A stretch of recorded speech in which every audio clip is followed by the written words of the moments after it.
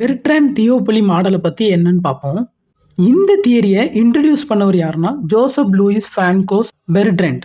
1883 இந்த தியரியை அவர் இன்ட்ரடியூஸ் பண்ணியிருக்காரு. அதே மாதிரி இந்த தியரி டியோபொலி மார்க்கெட், அதாவது ரெண்டு நிறுவனம் இருக்கக்கூடிய சந்தையில அந்த ரெண்டு ஃபேமும் எப்படி காம்படேட்டிவ் பண்ணுவாங்க, ஒவ்வொரு ஃபேமும் இன்னொரு ஃபேமோட முன்னாடி வர்றதுக்காக. இதுல ரெண்டு நிறுவனத்துக்கும் பிரைஸ் விலையை வச்சு தான் போட்டி போயிட்டு இருக்குங்கிறது தான் பெர்ட்ராண்ட் டியோபொலி மாடல். இப்போ இந்த தியரிக்கான அசம்ஷனை பார்ப்போம். இதுல இருக்கிற அசம்ஷன் டூ ஃபேம், அதாவது ரெண்டு நிறுவனங்கள் இருக்குதுங்கிறாங்க. அதுக்கு அடுத்ததா ஹோமோஜீனியஸ் ப்ராடக்ட், அதாவது ஒரே மாதிரியான பொருளை உற்பத்தி பண்ணக்கூடிய நிறுவனங்கள்ங்கிறாங்க.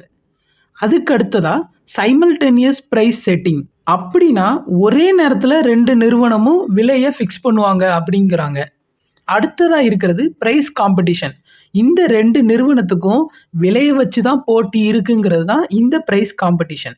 அதுக்கு அடுத்ததா இருக்கிறது கன்சியூமர் சாய்ஸ் லோயஸ்ட் பிரைஸ். அப்படின்னா என்னன்னா, கன்சியூமர் அதாவது வாங்குனவர் அந்த ரெண்டு பொருள்ல எந்த பொருளோட விலை கம்மியா இருக்கோ அந்த பொருளை தான் வாங்குவாங்கிறது தான் இந்த தியரியோட ஒன் ஆஃப் த அசம்ஷன்.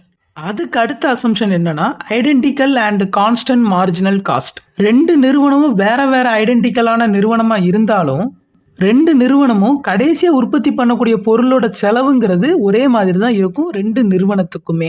அதுக்கு அடுத்ததா இருக்கிறது பெர்ஃபெக்ட் இன்ஃபர்மேஷன், அதாவது ரெண்டு நிறுவனத்துக்குமே ஒரு நிறுவனத்தை பத்தி நல்லா தெரியும், அதே மாதிரி அந்த சந்தை மார்க்கெட்டை பத்தியும் நல்லா தெரிஞ்சிருக்கும். இதெல்லாம் தான் இந்த தியரியோட அசம்ஷன். இதுபடி இருந்தாதான் இந்த தியரி ஒர்க் ஆகும். இப்போ இந்த தியரியை டீட்டெயிலா டயக்ராமோட பார்ப்போம்.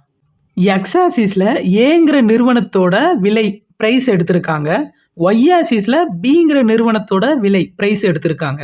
இதுல நடுவில் போகக்கூடிய இந்த ரெட் கலர் லைன் தான் ஏ நிறுவனத்தோட ரியாக்ஷன், அதாவது பிங்கிற நிறுவனம் ஒரு ஸ்ட்ராட்டஜியை பயன்படுத்துச்சுன்னா அதுக்கான பதிலடியும் கூட இந்த ஏங்கிற லைனை சொல்லலாம். அடுத்ததா கிரீன் கலர்ல போகக்கூடிய இந்த 3 கர்வ் தான் ஏ நிறுவனத்தோட ஐசோ ப்ராஃபிட் கர்வ். P1ஓட P2ங்கிற கர்வ் அதை விட லாபம் கூட தரும். P2 கர்வோட P3 கர்வ் அதை P2 விட லாபம் கூட தரும்.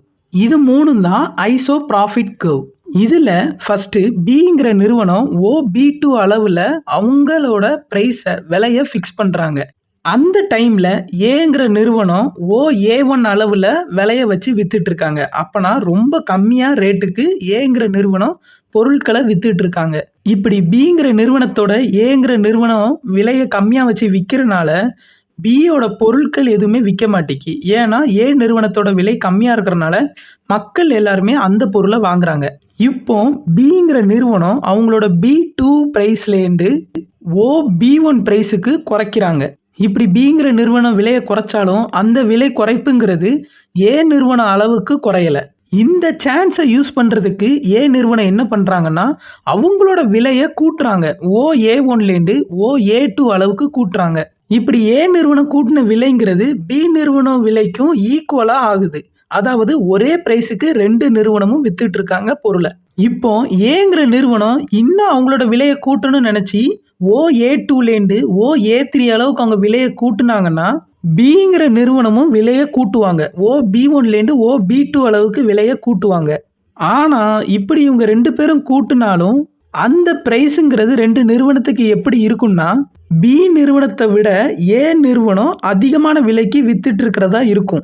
இப்படி இருக்கிறனால ஏ நிறுவனத்தோட சேல்ஸுங்கிறது குறையும், ஏன்னா அவங்களோட விலைங்கிறது பி நிறுவனத்தோட அதிகமாக இருக்கிறனால.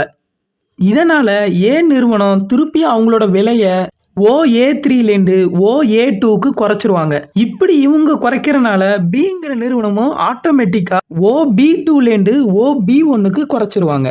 இப்படி இந்த ரெண்டு நிறுவனமும் ஒரே விலைக்கு தான் கடைசி விற்கக்கூடிய நிலைமை வரக்கூடியது தான் இந்த பெர்ட்ராண்ட் டியோபொலி மாடல். இந்த தியரியை நீங்க கரெக்டா ஃபாலோ பண்ணிட்டு வந்திருந்தீங்கன்னா உங்களுக்கு ஒன்று புரிஞ்சிருக்கும்.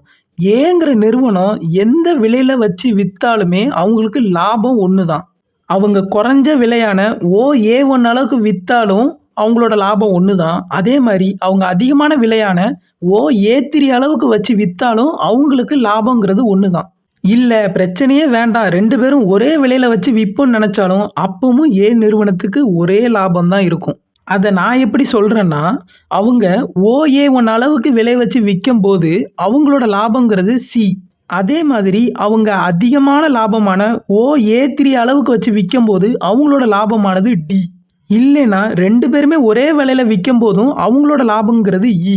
இந்த 3 பாயிண்ட்டுமே ஒரே லாப கோடான, அதாவது ஒரே ப்ராஃபிட் லைனான ஐசோ ப்ராஃபிட் P1ல தான் வருது. ஸோ ஏங்கிற நிறுவனம் எந்த விலையில வச்சு விற்றாலும் அவங்களுக்கு லாபங்கிறது ஒரே மாதிரி கிடைக்குது. அவங்க குறைய விலைக்கு விற்றாலும் அதே லாபம்தான், கூட விலைக்கு விற்றாலும் அதே லாபம்தான். இதுதான் பெர்ட்ரண்ட் மாடலோட ஸ்ட்ராட்டஜி.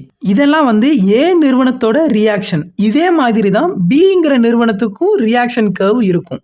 அவங்களும் இதே மாதிரியான ஸ்ட்ராட்டஜிஸ் தான் ப்ளே பண்ணுவாங்க.